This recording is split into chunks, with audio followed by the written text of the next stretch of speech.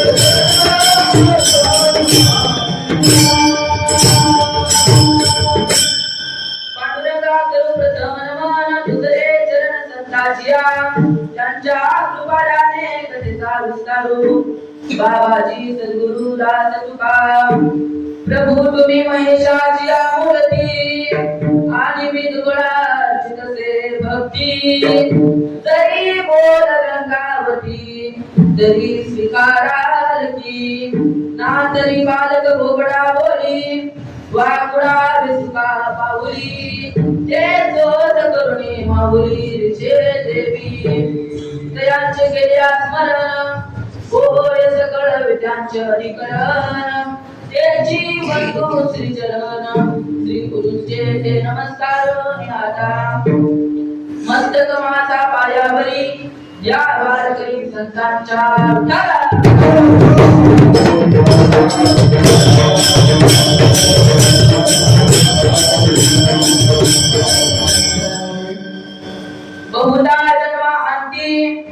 बहुधा जन्मा अंती दोरी लागली हे हाती मनुष्य देहाचा ठाव जरी पांडुरंगी भाव ठरा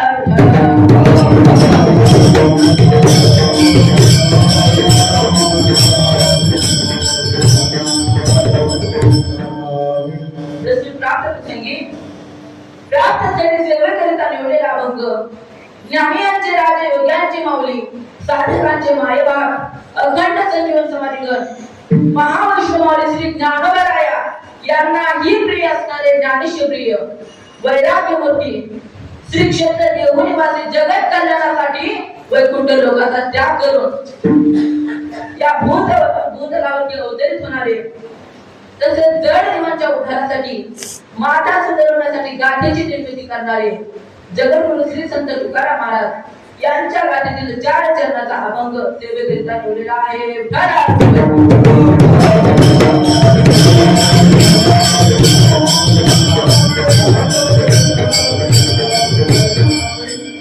सेवेला प्रारंभ करण्यापूर्वी 2 शब्दाचा परिहार देणं महत्त्वाचं आहे तो म्हणजे आता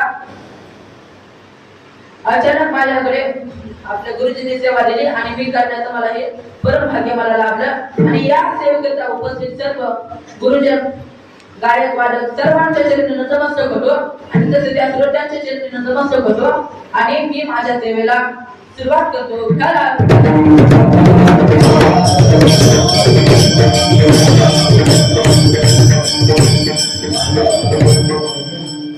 ऐका भगवान परमात्म्याने 4 वेळी निर्माण केल्या किती 4 त्या कोणत्या एक अंडज 2 जारज 3 स्वेदज आणि 4 म्हणजे उभीज अंडज म्हणजे अंड्यातून जन्माला येणारे प्राणी मग आता मला तुम्ही सांगा की अंड्यातून कोणते प्राणी जन्माला येतात कोणते पक्षी कोंबडी चिमणी वगैरे जारज ज्या प्राण्यांचा जन्म जारदातून होतो त्या जारद असे म्हणतात मग जारद कशाचा जन्म होतो गाय म्हैस बैल इत्यादी स्वेदज ज्या प्राण्यांचा जन्म घामापासून होतो त्याला स्वेदज असे म्हणतात मग माणसाचा जन्म कशापासून होतो घामापासून नाही तर स्वेदज म्हणजे उवा लिखा गोजे इत्यादी आणि उद्भिद म्हणजे ज्या प्राण्यांचा जन्म बिदापासून होतो त्याला उद्भिद असे म्हणतात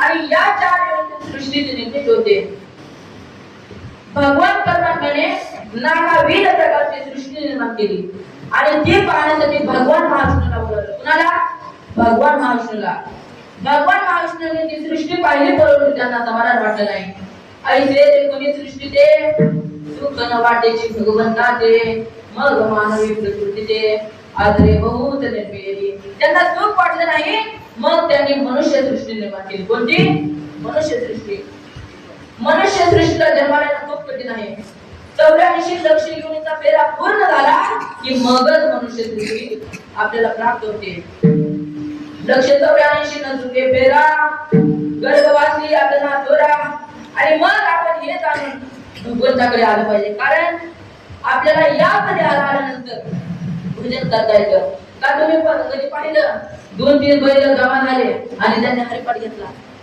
झालं असं नाही 2-3 हजार कुत्रे जमा झाले आणि ती पंढरीच्या वारीला निघाली. त्याला असं आणि 2-3 हजार रुपये जमा झाले आणि त्याने अखंड हरिनाम सप्ताहाचं नियोजन केलं.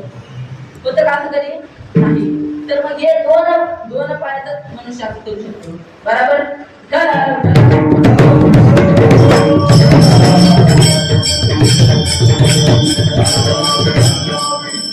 आणि हे आपण शहाणे झालं पाहिजे. महाराज आपण शहाणे नाही, अति शहाणे आहोत. कसं? भजन करत सांगतो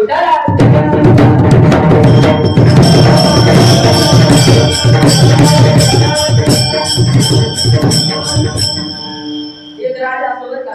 कोण? एक राजा असतो आणि त्याची प्रजा असते आणि त्या राजाकडे एक बाळ्या नावाचा नोकर असतो. कोण? बाळ्या नावाचा नोकर असतो.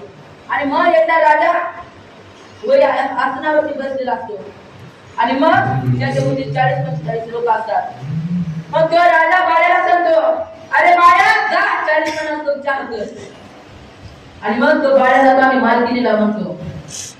मग मालकीन त्याला म्हणते, राजासाहेबाला म्हणू की साखर संपल्या. काय? राजासाहेबाला म्हणू की साखर संपल्या. मग तो बाळ्या जातो आणि मग राजा बरोबर आसनावरती बसलेला असतो.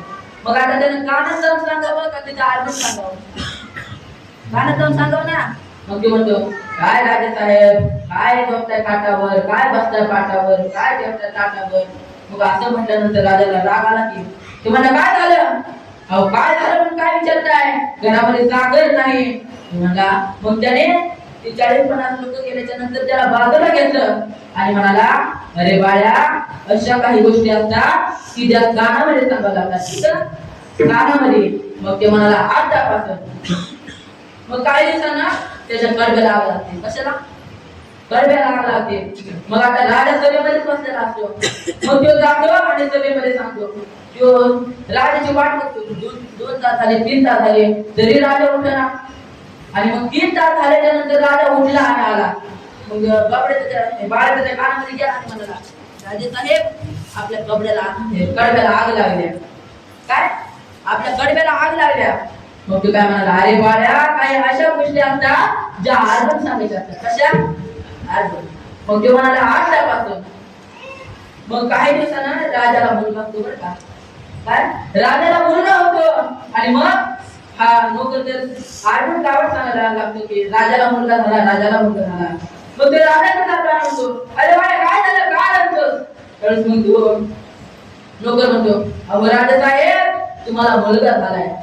मग त्यावेळेस राजा काय म्हणतो, अरे काही अशा गोष्टी असतात ज्या पेढे वाटून सांगत असतात. काय? पेढे वाटून. तो म्हणाला, आतापासून. मग त्यानं सुरू केलं, आतापासून. मग काही दिवसानं राजासाहेबांची आई वाचते. काय? राजासाहेबांची आई वाचते. मग या नोकराला आठवलं की मागचं. मग ते म्हणाला, आपल्याला मागच्या वेळेस राजासाहेब म्हणले होते की काही अशा गोष्टी असतात ज्या पेढे वाटून सांगत असतात. काय? पेढे वाटून. मग तो जातो किनगावला. मस्तपैकी 10-15 किलो पेढे आणतो बरं का. आणि अख्ख्या गावाला वाटतो. आणि मग राजाकडे येतो आणि मग म्हणतो, राजाला म्हणतो, राजासाहेब, मी 3 वेळा चुकलो, पण आता नाही बरं का चुकलो. मला राजा, काय झालं आणि पेढे का वाटतो? त्यावेळेस तो नोकर म्हणतो, अहो राजासाहेब, मी मागच्या वेळेस चुकलो होतो. त्यावेळेस तुम्ही म्हणला होता की पेढे वाटून काही गोष्टी करायच्या असतात. मग राजा म्हणाला, असं काय झालंय? त्यावेळेस मग राजा नोकर म्हणतो, की अहो राजासाहेब, तुमची म्हातारी वाढल्या आणि आम्ही अख्ख्या गावाला पेढे वाटून सांगायला.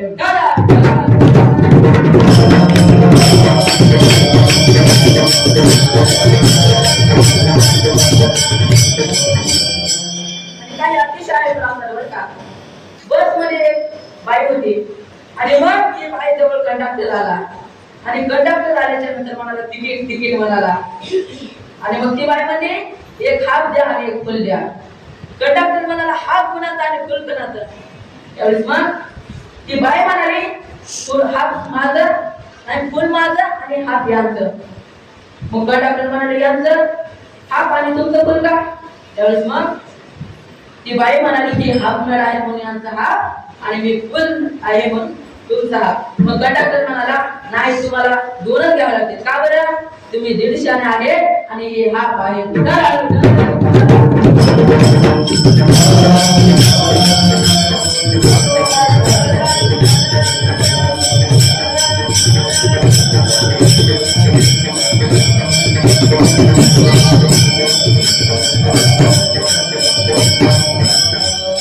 ऐका आपण तीन तीन प्रकारचे वर्णन करूया. कोणते? एक जीव, दोन देव आणि संत. ऐका संत संत स्वतःहून येतात. कुठून येतात? आम्ही वैकुंठवासी आलो याची कारणासी बोलले जे ऋषींचाच भावे वर्तया. संत स्वतःहून येतात. कशासाठी येतात? उजळावया आलो वाटा खरा खोटा निवाडा. संत आपल्याला मार्ग दाखवण्यासाठी येतात. मार्ग दाखवून गेले आधी दयानिधी संत देव. दुसरा वर्ग देवाचा. प्रार्थना केल्यावरती देव अवतार राहतो. मग ती प्रार्थना कशी करावी? श्री अनंता मधुसूदना पद्मनाभा नारायणा जगव्यापका जनार्दना अनंत गणा अविनाशा. अशी प्रार्थना केल्यावरती तो प्रसन्न होतो. नामामने असे करता सवन तो शिरा भगवान शिराधित आणि मग अवताराला येतो.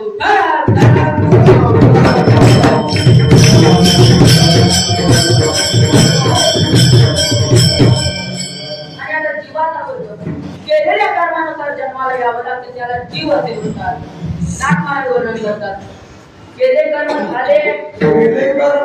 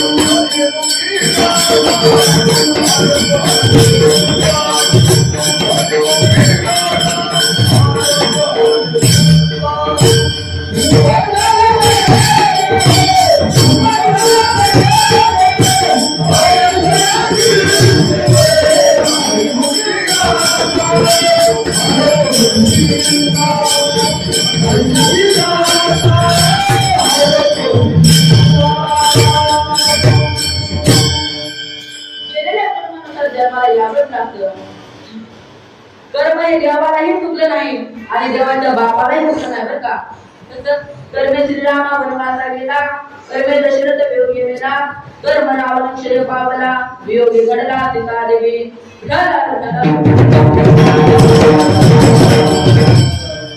जीवा भावाचे मित्र असतात आणि मग त्यांच्या गावावर दुष्काळ पडलेला असतो.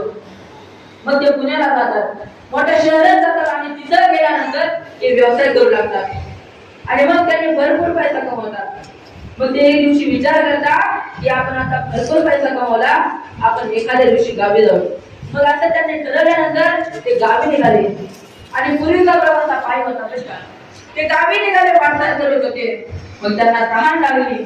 तहान लागल्यानंतर ते नदीच्या किनारी थांबले आणि त्यामध्ये एक जण पाणी पिण्यासाठी गेला. तो पाणी पिऊन परत आला आणि आता हा पाणी पिण्यासाठी जाणार होता.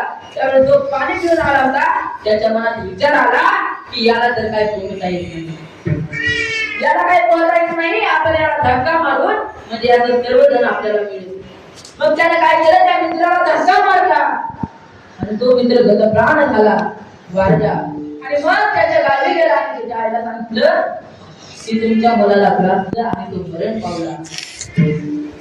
मग तो काही काळाने व्यवहार केला, त्याने मोठं घर बांधलं, गाडी घेतली आणि गाडी घेतल्याच्या नंतर त्याला एक मुलगा प्राप्त झाला आणि मुलगा प्राप्त झाला. पण त्याच्या घरामध्ये समाधान नव्हतं. त्या मुलाला सारखा आजार व्हायचा. मग त्याला त्या आजारापासून सुटका होत नव्हती. मग एक दिवस त्याच्या घरी साधू आले आणि तो साधूला म्हणाला, साधू साधू माझ्या मुलाचा आजार बरा होत नाहीये, साधू सांगा मी या मुलाला काय उपचार करू. मग असं म्हटल्यानंतर ते साधू सांगतो, अरे बाबा तुझे कर्म केलं त्या कर्माचं हे फळ आहे. काय म्हणतो साधू, अरे बाबा तुझे कर्म केलं त्याचं हे फळ आहे. आणि असं म्हटल्यानंतर तो मित्र म्हणतो, बाबा मी काय कर्म केले की ज्याचं हे फळ मला भोगावं लागते. त्यावेळेस तो म्हणतो, अरे बाबा तुला जीवा भावाचा मित्र होता आणि त्याला तो नदीमध्ये ढकललं, त्याला मारलं, तो गतप्राण झाला आणि तो तुझ्या पोटी जन्माला आला. त्याने तुझे जे काय पैसे होते ते सर्व घेतले आणि व्याजासकट वसूल करून तो मित्र गेला.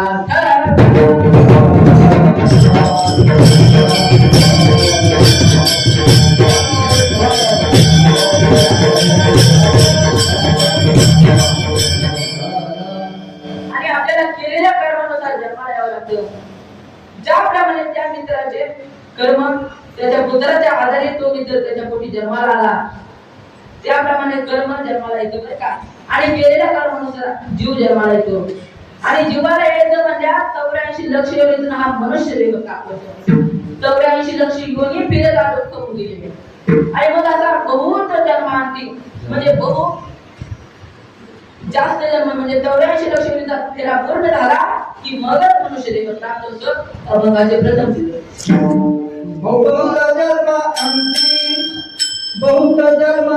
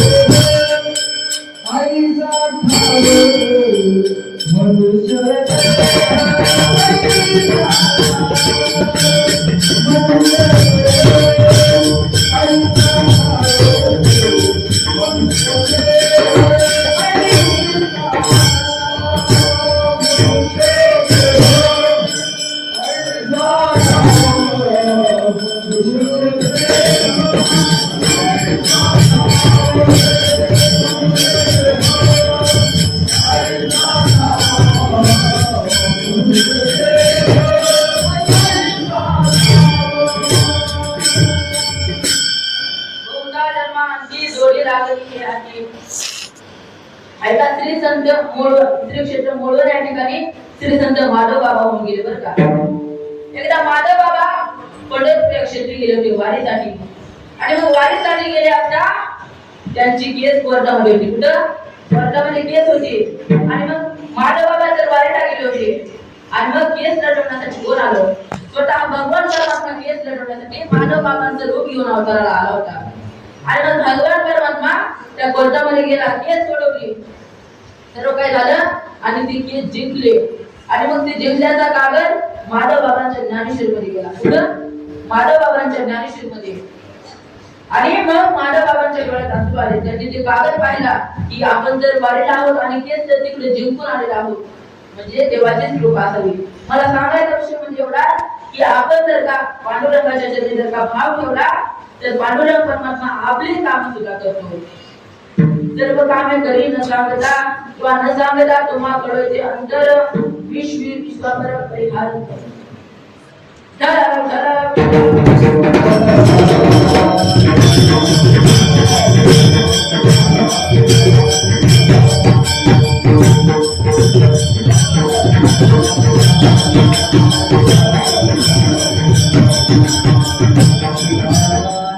मनुष्य देह पांडुरंगी भाव.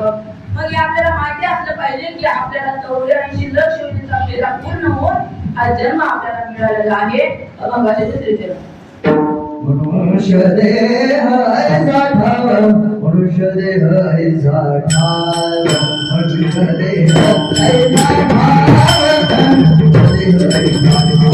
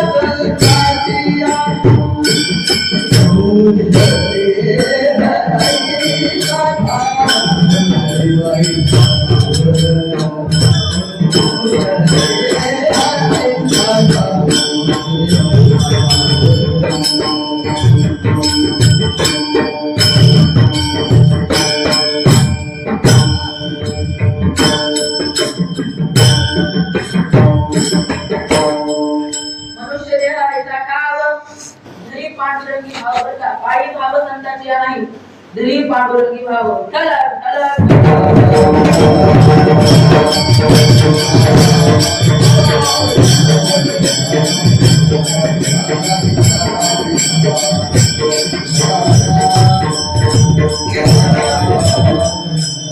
बघू गेला फेरा येते सापडला सारा आता आपण बारीक करतो सर्व काय करतो आणि आपल्याला विश्रांती कुठे पावते अलंकापुरी नगरीमध्ये विश्रांतीचे स्थान संतांचे माहेर ते या भूमीवर अलंकापुरी आणि मग त्या 84 लक्ष्मीचा फेरा पूर्ण केला की आपल्याला विश्रांती पावते ते म्हणजे मनुष्य जन्मामध्ये बरं का तुकाराम महाराज तिसऱ्या चरणामध्ये सांगतात हो गेला फेरा येथे सापडला झाला आणि मग आपण 84 लक्ष्मीचा फेरा पूर्ण झाला की इथे आपल्याला जागा भेटते हो गेला फेरा इथे सापडला सारा आणि मग तुकाराम महाराज म्हणतात की हे सर्व महत्व जाणून जे हे महत्व जाणतात ते असे काही शहाण्याचा विठ्ठल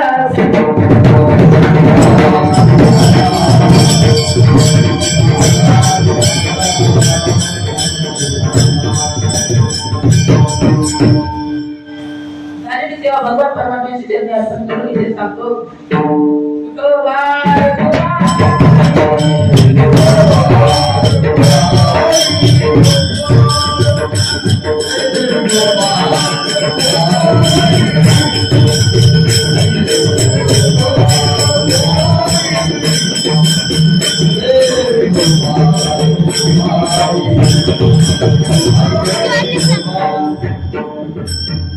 संतांच्या नामस्मरणाने यमाची भीती नष्ट होते संतांच्या नामस्मरणाने माया निवृत्त होते संतांच्या नामस्मरणाने ज्ञान प्राप्ती होते संतांच्या नामस्मरणाने पुण्याची प्राप्ती होते आणि संतांचं नाम हे खूप सोपं आहे संतांच्या नामस्मरणाने यमाची भीती नष्ट होते तुकाराम तुकाराम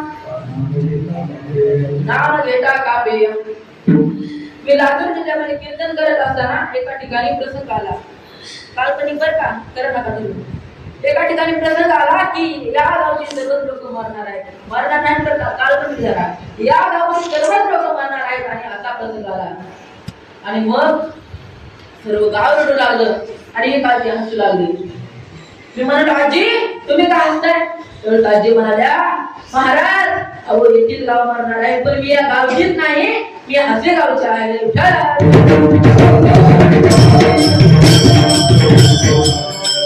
मी म्हणालो आजी तुम्ही कोणत्याही गावचे असलात तरी तुम्हालाही एक दिवस मरण येणारच आहे आणि आपल्याला जर का मरणाची भीती जर का चुकवायची असेल तर तुकाराम तुकाराम भजन केलं पाहिजे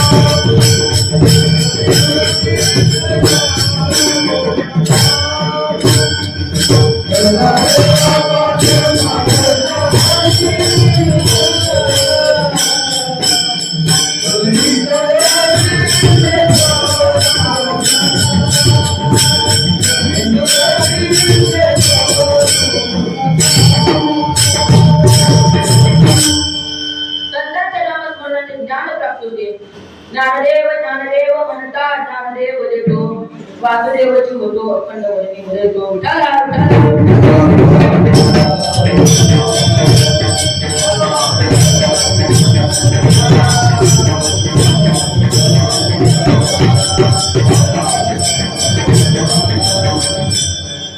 संतांच्या नामस्मरणाने माया उडत होते. ज्ञानदेव म्हणता माया गेली मूळ विलया आणि संतांच्या नामस्मरणाने पुण्याची प्राप्ती होते. पुण्यवंत भावे गेला सज्जनांची नावे घे माझी वाचा होती मला काळासाठी. संतांच्या नाम आणि संतांचे नामस्मरण हे खूप सोपं आहे बरं का. हरिपाठ झाल्यानंतर आपण एक अभंग म्हणतो. नामसंकीर्तन साधन बरे सोपे सुखामने शोभे सुखामने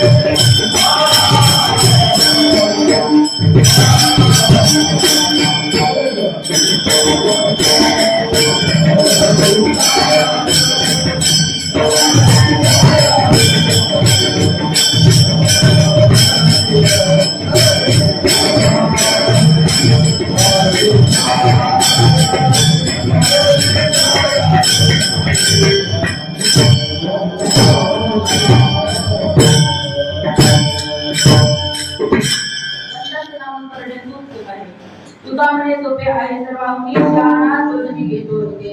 ऐका, आपण जर का देवाचं भजन केलं तर देव संतांचं भजन करतो आणि संतांची पूजा देखील करतो. भजन करा सांगू चला.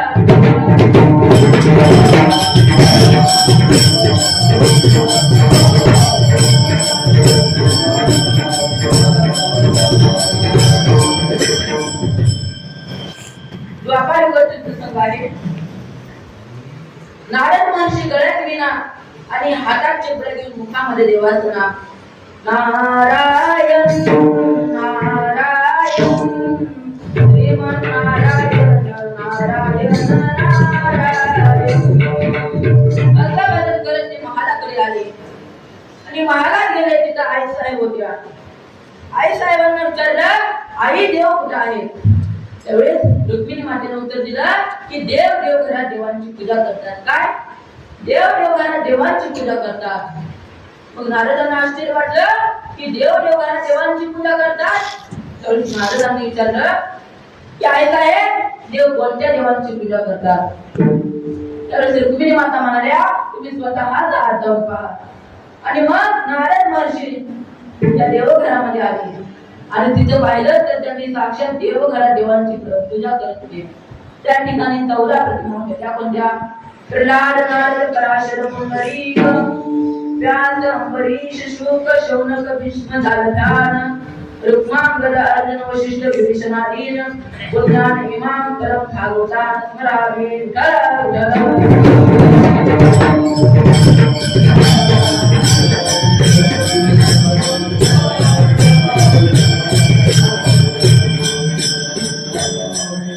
अशा 14 भक्तांच्या प्रतिमा पाहिला आणि नारद महर्षींनी देवाला नमस्कार केला आणि मग नारद महर्षींचं आगमन झालं.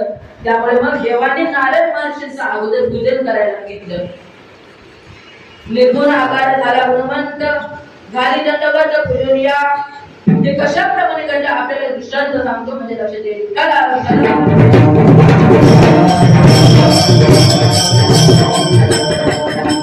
एक पतिव्रता मौली असते आणि ती आपल्या नवरोबाची सेवा करते, पतीची सेवा करते आणि मग एकदा पतीला बाहेर गावी जायचं असते 4-5 दिवस. मग बाहेर गावी पती जाणार होते म्हणून ती पतिव्रता होती बरं का. ती पतिव्रता नव्हती, आताच्या पतिव्रता आहे. तिची पतीवर आताच्या पतीवरती सत्ता आहे बरं का. म्हणजे आताचे काय मालक कामावरून घरी आले ती कोणती तर मालिका बाहेर असते आणि ते म्हणाले अगं पाणी दे प्यायला. तर ती म्हणते हो मी कार्टून बघते तुम्ही तुटून प्या. आणि ती पतिव्रता होती बरं का. ज्ञानेश्वर मला सांगतात पतीची या मता अनुसरणी पतिव्रता अनाराचे आत्महिता भेटीची ते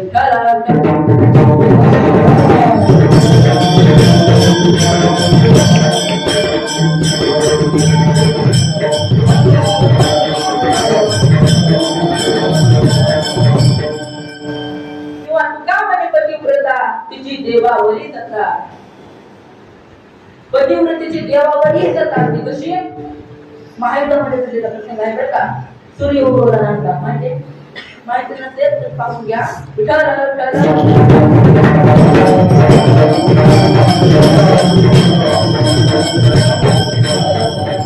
आणि मग हे पती बाहेर गावी जाणार होते 4-5 दिवस. मग ती पतिव्रता जरा दुखावली होती आणि मग ती पतीला म्हणाली मला तुम्ही 4-5 दिवस बाहेर जाणार आहे मग मी तोवर कुणाची सेवा करायची. मग तिच्या पतीने त्या आकाराचा पुतळा बनवून दिला आणि मग त्या पुतळ्याची सेवा करायला लागली. तो 1 दिवस झाला, 2 दिवस झाले, 3 दिवस झाले आणि 4थ्या दिवशी मालक दारावरती आले आणि म्हणाले अगं दार उघड मी आलोय. अगं दार उघड असा आवाज ऐकल्यानंतर त्या पतिव्रतेनं आता त्या पुतळ्याचे पाय दाबावे आणि जो खरा नवरोबा आहे त्याला आत घ्यावं. काय करावं? खऱ्या नवरोबाला आत घ्यावा आणि त्याची सेवा करावी. त्याचप्रमाणे देव संतांची पूजा करत होते परंतु साक्षात संतच आपल्या घराला आले होते. नारद महर्षी साक्षात आले म्हणून निर्गुण असणारा परमात्मा सगुण रूपातून देवाची पूजा करतो.